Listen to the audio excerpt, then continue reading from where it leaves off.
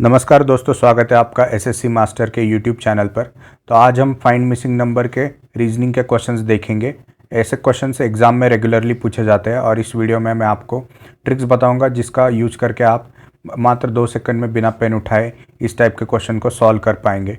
तो वो क्वेश्चंस कुछ इस तरह दिखते हैं, जैसे कि यहाँ पे क्वेश्चन मार्क की जगह पे कौन सा नंबर आएगा ये हमें गेस करना है। तो ये इस टाइप के क्वेश्चन में आपको पता होना चाहिए कि इसको सॉल्व कैसे करना है, नहीं तो आपको ये क्वेश्चंस छोड़ने भी पड़ सकते हैं। तो ये क्वेश्चंस बहुत ही इंपॉर्टेंट है, तो ध्यान से वीडियो को देखिए और चलिए शुरू करते हैं पहले क्वेश्चन के साथ। तो पहले क्वेश्चन में पूछा गया लुप्त संख्या ज्ञात कीजिए। तो यहाँ पे लुप्त संख्या जो है वो है यहाँ पे जो क्वेश्चन मार्क दिया गया है, तो हमें इसका वैल्यू जो है ढूंढना है। अब ये जो है स्क्वायर दिया गया है, तो इसमें हम दो टाइप से देख सकते हैं। इसको रो वाइज यानी हॉरिजॉन्टली ऐसे देख सकते हैं, या फिर वर्टिकली यानी कि सीधा ऐसा कॉलम वाइज देख सकते हैं। तो इसमें जो है 3 कॉलम है और ये 3 जो है इन्हें हम रो कहेंगे। तो अभी अगर हम देखेंगे पहले, अगर हम रो वाइज ट्राई करेंगे तो 18 और 13 में क्या रिलेशन है। तो इसमें जो है 18 में से 5 सब्ट्रैक्ट करने के बाद 13 बनते हैं। तो यहाँ पे अगर हम -5 लिख देंगे और यहाँ पे जो 13 में 6 ऐड करने के बाद 19 बनते हैं, तो +6 लिख देंगे। यहाँ पे जो है -1 है और यहाँ पे +5 है। तो अगर आप देखेंगे कि इन चारों का कोई रिलेशन नहीं बन रहा है, तो यहाँ पे -5 है तो यहाँ पे -1 है, इसलिए कोई रिलेशन नहीं बन रहा है। तो हॉरिजॉन्टली तो इस वाले क्वेश्चन में कुछ भी नहीं बनेगा। तो अब हम देखेंगे वर्टिकली। तो वर्टिकली इन दोनों में जो रिलेशन है वो है 6। तो इसमें 18 में से 6 घटाएंगे तो आ जाएंगे 12, और यहाँ से जो है -4 करेंगे तो आ जाएंगे 11। यहाँ पे जो है यहाँ -2 करेंगे तो आ जाएंगे 11, और यहाँ पे जो है -3 करेंगे तो आ जाएगा 16। लेकिन इसमें और इसमें भी अंतर है। इस यहाँ पे 24 करना पड़ेगा और यहाँ पे -7 करना पड़ेगा। तो सीधा सीधा तो नहीं बन रहा है, क्योंकि पहले 2 में का जो डिफरेंस है और बाकी के 2 में का डिफरेंस है जो वो अलग अलग है। तो अभी हम देखेंगे कि 18 -12 = 6, और 6 से अब 36 कैसे बनेगा ये हम देखेंगे। तो 6 × 6 मतलब ये बन गया आपका 36। अब सेकेंड कॉलम देखेंगे, इसमें 13 -11 बराबर 2, और 2 × 2 करेंगे अगर हम तो यहाँ पे आ जाएगा 4। वैसे ही तीसरे में हमें करना है। 19 में से 16 गए तो बच गए 3 × 3 बराबर 9। तो ये हमारा जो है 9 आंसर आ जाएगा इस केस में। तो ये ऐसा रिलेशन हमने इस क्वेश्चन में ढूंढा है कि इन दोनों का कुछ कॉम्बिनेशन लगाकर ये 36 का कैसे आएगा, लास्ट वाली वैल्यू कैसे आएगी हर एक केस में। तो ये जो रूल हमने ढूंढा है कि इसका आप ऐसे भी लिख सकते हैं कि हमने इसको सब्ट्रैक्ट करके ये ऐसा स्क्वायर किया है। तो ये इसका हमने जो डिफरेंस निकाला और उसको हमने स्क्वायर कर दिया, तो ये आ गया हमारा आंसर। तो ये तो हो गया लंबा तरीका कि हमें तो पूरा डिफरेंस निकाल के देखना पड़ा। लेकिन अगर इसमें भी हमें आसान तरीका चाहिए, शॉर्टकट, तो हमें पहले तो नंबर्स देखने हैं। तो नंबर्स में अगर हम देखेंगे यहाँ पे 16 है, तो ये कुछ इंपॉर्टेंट नंबर्स आप ध्यान में रखिए। और ये जो है स्क्वायर्स है यानी घन जिसे आप कहेंगे। तो घन, स्क्वायर और क्यूब यानी घन नहीं वर्ग। तो वर्ग जिसे आप कहेंगे वो है स्क्वायर। तो वर्ग और घन को ध्यान में रखिए, और वो नंबर्स आपको पहचान में आ जाने चाहिए कि अगर यहाँ पे 36 आ रहा है तो कैसे भी करके हमें पता है कि 36 जो है 6 का स्क्वायर है, 4 जो है 2 का स्क्वायर है। अगर यहाँ पे भी ये 4 का स्क्वायर है, लेकिन यहाँ पे कुछ दिया, ये कुछ स्क्वायर नहीं है किसी भी चीज़ का, ये कुछ भी वर्ग नहीं है, इसलिए हम ये जो कॉलम है ये हम इग्नोर कर सकते हैं अभी के लिए, क्योंकि ये वैल्यू भी हमें निकालना है। तो अगर हम कॉलम वाइज जा रहे हैं तो हम ऐसे देख सकते हैं, और यहाँ पे हमें पता चलेगा कि ये स्क्वायर है, और इसके डिफरेंस से यहाँ पे है 2 का स्क्वायर, और यहाँ पे है 6 का स्क्वायर। तो ये आपको तब आप जितना प्रैक्टिस करेंगे वैसे वैसे आपको समझ में आ जाएगा कि जहाँ पे 36 आया है वहाँ पे आपको 6 का स्क्वायर देखना है कैसे आ सकता है, यानी कि 6 का स्क्वायर देखना है कैसे आ सकता है। तो मुझे उम्मीद है ये क्वेश्चन आपको समझ में आ गया होगा, इसका सोल्यूशन आपको समझ में आ गया होगा, और आप इस टाइप के क्वेश्चन एग्जाम में ज़रूर सॉल्व कर पाएंगे। इसका आंसर है 9। तो अभी देखते हैं नेक्स्ट क्वेश्चन। तो यहाँ पे भी लुप्त संख्या ज्ञात कीजिए, और यहाँ पे थोड़ा अलग है। 3 स्क्वायर दिया गया है और नीचे 2 ऊपर है और एक नीचे है। यहाँ पे जो नंबर है ये हमें ढूंढना है। तो अभी हम देखेंगे ये दोनों में रिलेशन क्या है और जैसे तीसरा नंबर आ सके।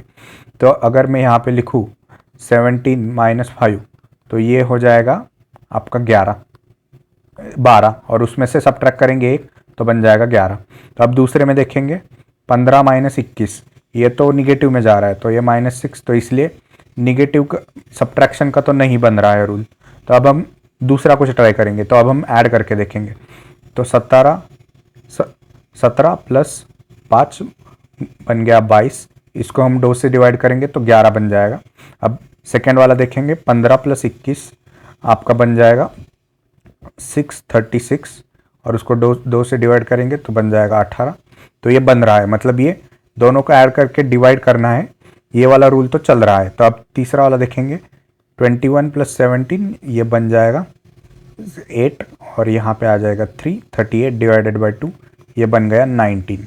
तो ये जो है ये है इसका रूल। हमने क्या किया, ये दो जो संख्याएं हैं इनको हमने ऐड कर दिया और उसको डिवाइड बाय 2 कर दिया। इसके बाद वैसे ही यहाँ पे किया, दोनों का ऐड करके डिवाइड बाय 2 कर दिया तो ये वाली संख्या आ गई। तो यहाँ पे आ गया हमारा आंसर 19 जो कि ऑप्शन डी।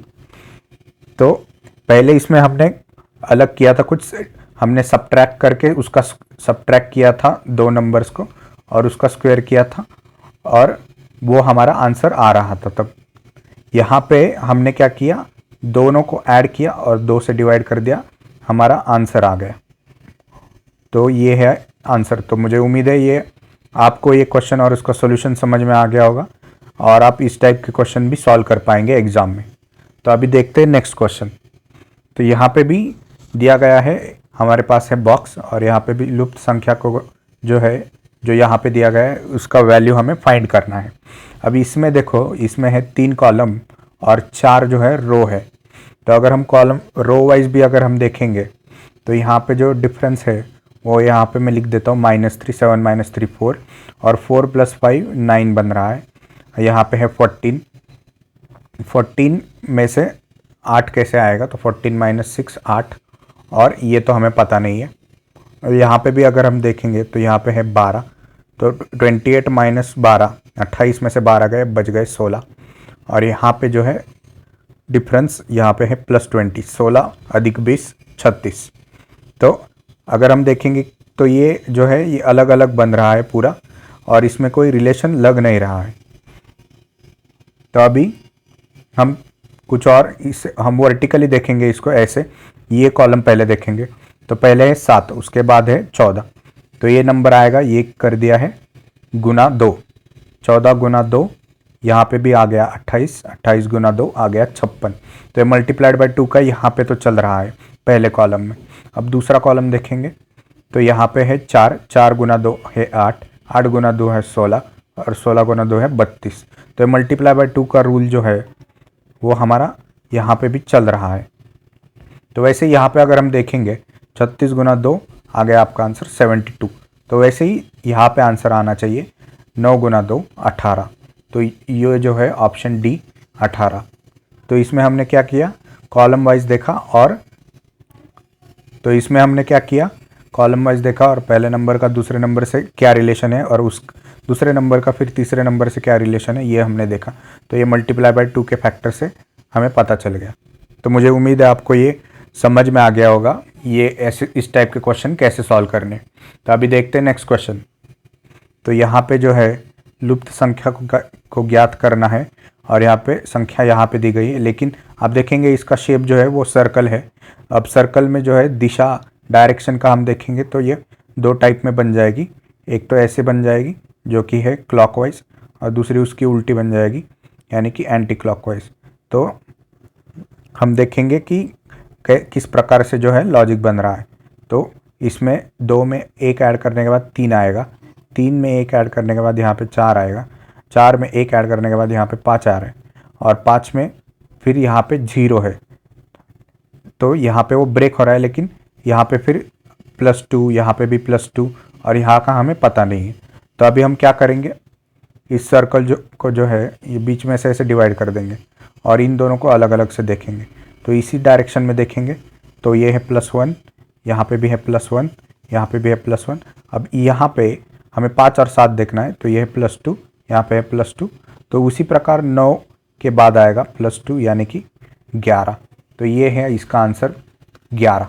तो इसमें याद क्या रखना है हमें कि इसका डायरेक्शन बहुत इंपॉर्टेंट है इस टाइप के क्वेश्चन में, कि किस डायरेक्शन में सॉल्व करना पड़ सकता है। अभी इस डायरेक्शन में सॉल्व किया है, ऐसा हो सकता है कि उसके उल्टी डायरेक्शन में भी हमें सॉल्व करना पड़े। और दूसरा हमने इसको डिवाइड कर दिया और फिर हमें पैटर्न मिला। जो निचला वाला हिस्सा है उसमें था +1 और जो ऊपर वाला हिस्सा है वहाँ पे था +2। तो मुझे उम्मीद है इस टाइप के क्वेश्चन भी आप सॉल्व कर पाएंगे एग्ज़ाम में आएंगे तो अभी बढ़ते हैं नेक्स्ट क्वेश्चन की ओर। तो यहाँ पे भी लुप्त संख्या को हमें ढूंढना है यहाँ पे, लेकिन कॉलम जो है वो 4 है और रो जो है 3 है और यहाँ पे है क्वेश्चन मार्क। तो ये इसका वैल्यू हमें ढूंढना है। तो अभी अगर हम रो वाइज अगर हम देखेंगे तो यहाँ पे जो है यहाँ पे है +1 और फिर इन दोनों में भी है +1, इसमें भी है +1, लेकिन यहाँ पे +5 है और यहाँ पे तो +19 है। तो ये तो नहीं बन रहा है, तो एडिशन वाला तो नहीं है। तो अभी अगर हम कॉलम वाइज भी अगर हम देखेंगे तो यहाँ पे +2 है, यहाँ पे +2 है और यहाँ पे भी +2 बन रहा है।